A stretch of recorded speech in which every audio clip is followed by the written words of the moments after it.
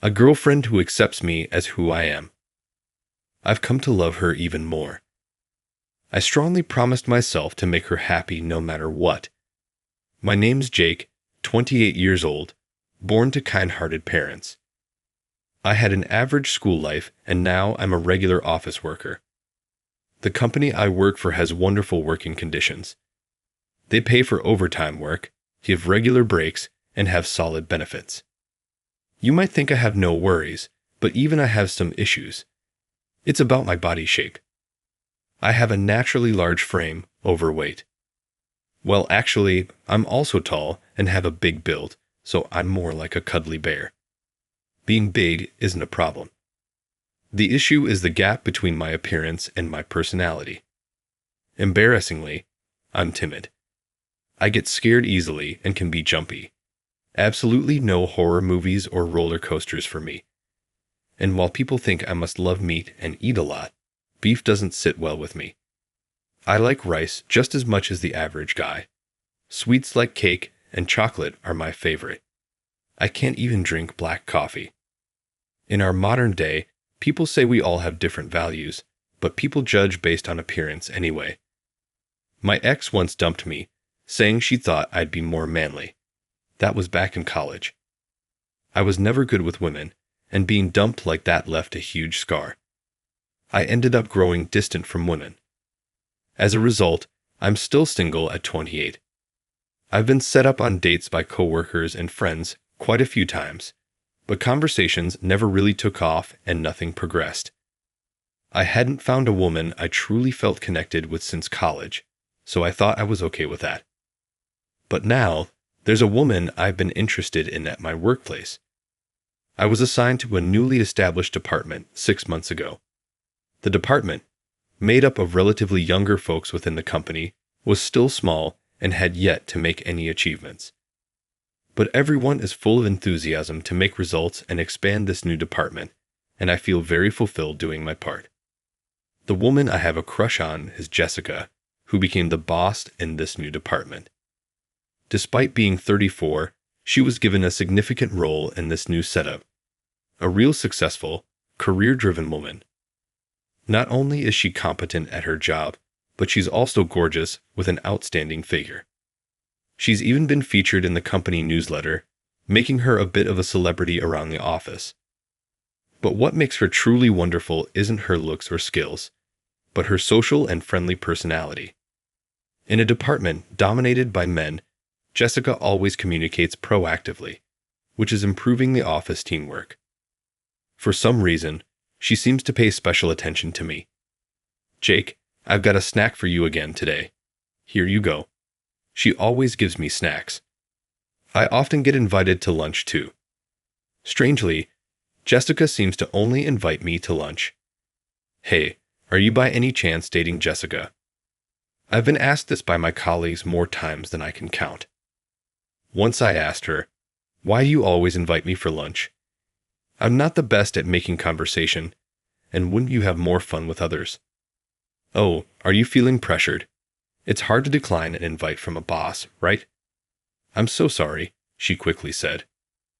I hastily denied, "No, that's not it. I mean, I'm grateful. But I always wonder why you care about someone like me. I'm not particularly skilled at work, and there are great-looking seniors and peers around, so I wonder why you always reach out to me." Hearing my lack of confidence, Jessica softly smiled and replied, "It's not just about who gets the best results at work. We're a team, Jake. You're always there supporting everyone. That's why I and everyone else feel comfortable working with you. I know other good things about you. Be confident." Honestly, hearing that from someone I had feelings for made me incredibly happy. But I didn't have any intentions of confessing my feelings to Jessica. To me, she seemed like someone who was out of my league. Maybe she cares about me because the needy ones are the cutest or something like that. Just being around her, seeing her, and talking to her was enough to satisfy me. That's what I thought. However, soon there was an event that changed my perspective. One time, I had to go on a business trip out of state with Jessica. The overnight trip, which we were taking by train, was initially planned for Jessica and another senior colleague. But the day before, that colleague fell sick. There was talk of Jessica going alone, but last minute, they decided to let me accompany her for experience. Being my first business trip in the new department, and especially with Jessica, I was pretty nervous. Perhaps noticing my anxiety, Jessica tried to ease my tension by striking up a conversation on the train, and even gave me some time to relax when I looked tired. I was reminded again how considerate and kind she is that day. I planned to stay in a hotel, while Jessica was planning to stay at her parents' house. It turns out the business location was near Jessica's hometown, so she had taken off from work the next day. By the way, anticipating the fatigue from the trip, I had also been granted leave for the following day. Our plan was to head back leisurely on an afternoon train. However, after finishing our work, something unexpected happened. While walking close to my hotel, Jessica suddenly sat down. Apparently, she suffers from anemia sometimes. As she sat, she looked pale and said she felt dizzy. I thought of taking her to a hospital, but after she took her meds, Jessica assured me, "I'll be okay soon," and insisted we didn't need to go. "I'll take a taxi to my parents' house from here, Jake. You can head back to the hotel. It's okay," she said, but I was too worried to let her go alone. I got into the taxi with her, deciding to drop her off at her parents' house. I was supposed to head back right after that, or at least that was the plan. But the moment we arrived at Jessica's parents' house, everything changed. I held Jessica's bags and supported her as we stood at the front door of her family's home. When I rang the doorbell of the two-story American-style house, two younger men who looked strikingly similar to each other came out. Both of them shouted in unison, "Mom, Jessica brought a guy home." Before I could even react, I heard the hustle and bustle from inside, and several people, both men and women, rushed out. "Oh my, Jessica, when did you get a boyfriend? Why didn't you tell us? We're not prepared at all. Sister-in-law's boyfriend is a big guy." While I was in shock, Jessica, having a headache, whispered, "No, he's not." She tried to explain, but then 3 kids, Jack, Leo, and Sam, came running to the door. "Auntie, you're so late. Let's play. Come on, draw something for us." Clearly, the kids weren't interested in our story. Feeling overwhelmed by everyone talking at once, an older man about my size came from the back and let out a sigh. "Everyone, please calm down. At least let them in." With this atmosphere, I couldn't say, "I'll just head out now." So I was warmly welcomed and ended up stepping inside Jessica's family home. Feeling unwell, Jessica decided to rest upstairs, and I was invited into their huge living room. That was where I was introduced to everyone, and boy, that introduction was just something else. Living in Jessica's family home were her father named Tyler, her mother Chelsea, Jessica's twin younger brothers, a younger sister named Mason, grandparents, and even a great-grandmother. Adding to that, because Jessica had returned home after a long time, her older brother Kevin and his wife Lena, their 3 kids, and a close family friend who seemed to be the boyfriend of another sister had also come over for dinner. So on this day, there was a total of 14 people at Jessica's house. Growing up as an only child, I was used to a quiet household. Well, this was also because both my parents and I were not very talkative, and thus the atmosphere at Jessica's house was so overwhelming for me. Not only was there a big family, but each one talked nonstop like a machine gun firing away. Moreover, everyone would just start talking regardless of whether someone else was already speaking. I felt like I had to be some kind of superhuman to keep up with them all.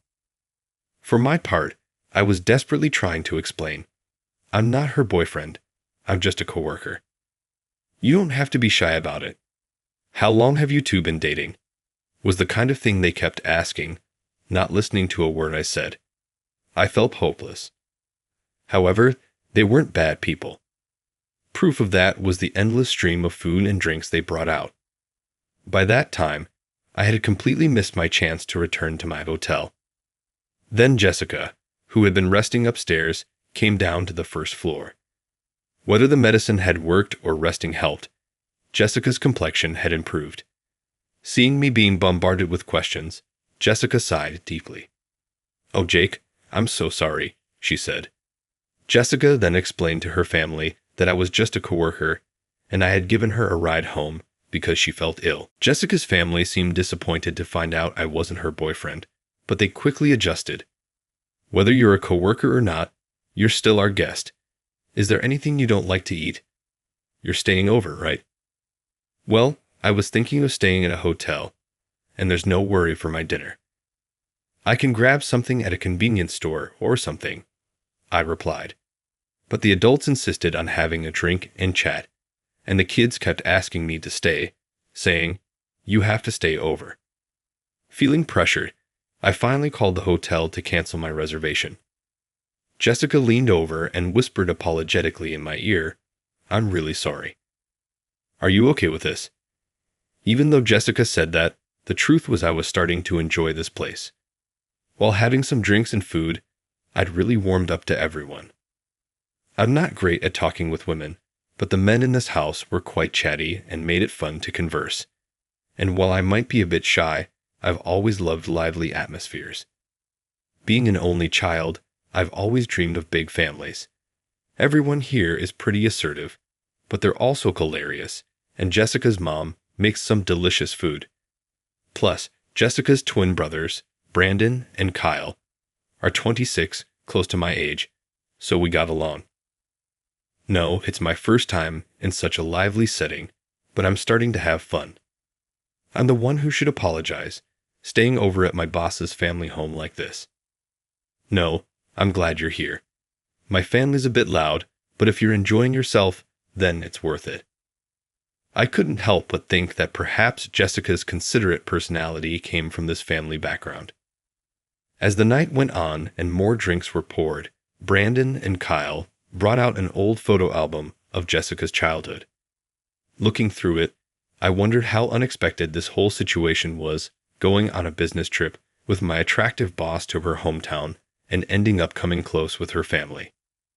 Even though it was an unexpected event, seeing how pleased Jessica seemed with me bonding with her family made me glad that I came here. Lost in these thoughts, Tyler, who had been in the bathroom, returned. "How far have you guys gotten?" To which Brandon responded, "We just talked about when Jessica finished elementary school." A tipsy Tyler, along with Brandon and Kyle, have been telling me various stories from Jessica's childhood. "Oh, right. Mind if I continue? You're not bored, are you?" To be honest, I suspected the stories from the older guys were a bit exaggerated, but they were darn entertaining. I was eager to hear more. "Stop talking about embarrassing stuff." "Okay."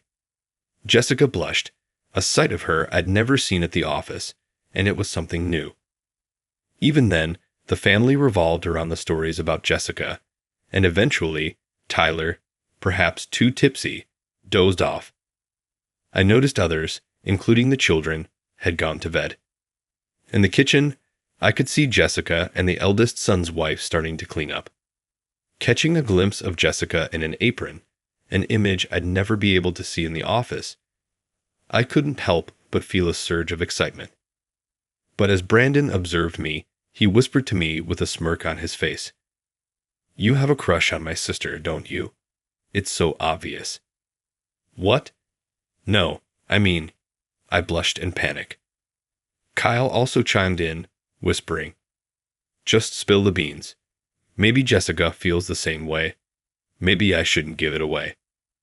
After they teased me enough, the two brothers headed to their rooms upstairs. I was left alone in the living room, pondering over Brandon and Kyle's words. I had chosen not to confess my feelings, but what if Jessica felt the same way about me? I tried to keep calm, but memories of the photographs in Jessica's life journey filled my mind. Jessica has always been deeply loved by her family. I thought if I could be loved by someone like her, I'd be truly blessed. Encouraged by Brandon and Kyle's hints, I began to feel some courage. I felt that if I missed this moment, I might never find the nerve again. So once the cleaning was done and Jessica returned from the kitchen, I mustered the courage and confessed my feelings. I've liked you for a long time now. I always felt you were out of my league. I thought I should just give up, but I couldn't. I want to become someone special for you. Jessica was clearly surprised by my sudden confession, and her cheeks soon turned red. Do you remember asking me why I was always caring about you? When I first saw you, I thought you were like my father, big in stature but kind-hearted inside. However, during a business gathering, I overheard you talking about how your size was an insecurity for you. That's when I felt the urge to cheer you up. Indeed, I always felt self-conscious about my large frame and timid personality. I thought you shouldn't feel that way. You always step up for the physical work at the office, right? And you offer to help out with chores, always with a smile. Initially, I just wished you'd have more confidence. But before I knew it, I found myself caring about you more and more. I had no idea she had noticed all those little things about me. My heart was racing and my palms were sweaty, but when I looked into Jessica's eyes, they were glistening and wavering.